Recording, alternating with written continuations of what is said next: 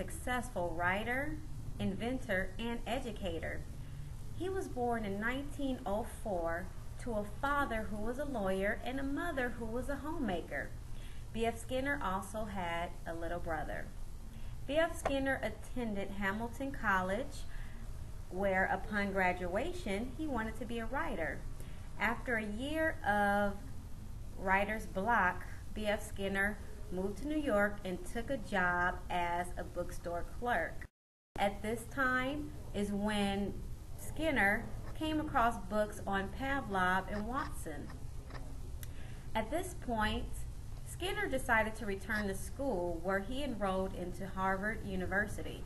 At Harvard University, he was pretty much on his own.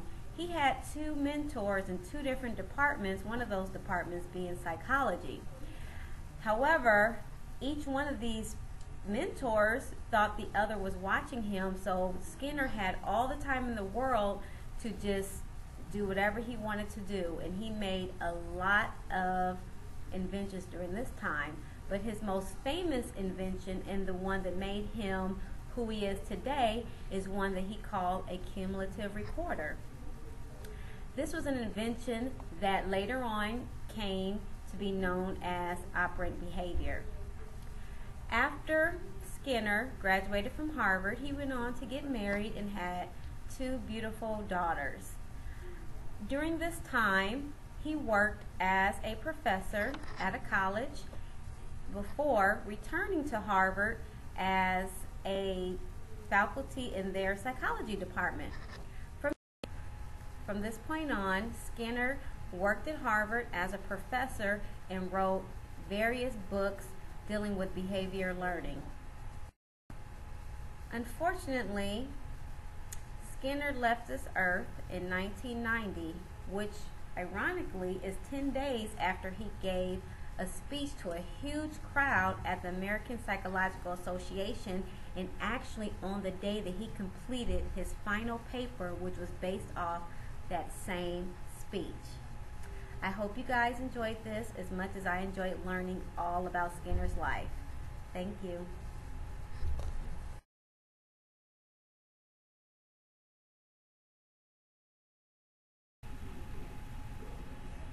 Hi, my name is Connie.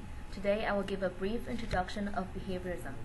Behaviorism is a theory mostly developed by B.F. Skinner. Three basic assumptions are held to be true. First, learning is manifested by the change in behavior. Second, the environment shapes behavior. Lastly, reinforcement is central in explaining the process of learning. For behaviorism, learning is the acquisition of new behavior through conditioning. There are two main types of conditioning, operant and classical. Operant conditioning, the theory by B.F. Skinner, is based upon the idea that learning is a function of change in explicit behavior. The likelihood that a behavior would increase or decrease depends on the stimulus that occurs in the environment. So what are some general implications for behavioral theories? Here's Annie to talk to you about some general teaching implications.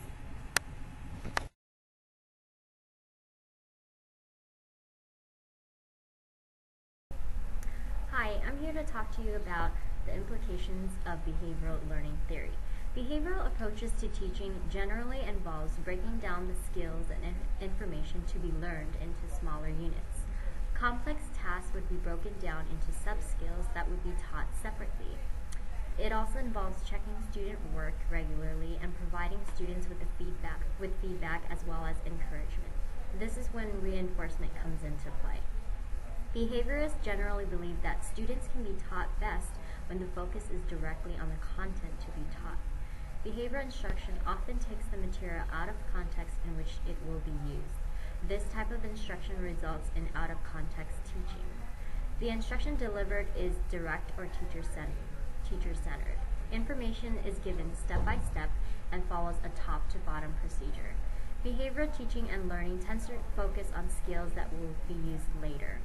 Students don't get the opportunity to apply the skills and knowledge they've learned in authentic and real-life situations. Lectures, tutorials, drills, demonstrations, and other forms of teacher-controlled teaching tend to dominate behavioral classrooms.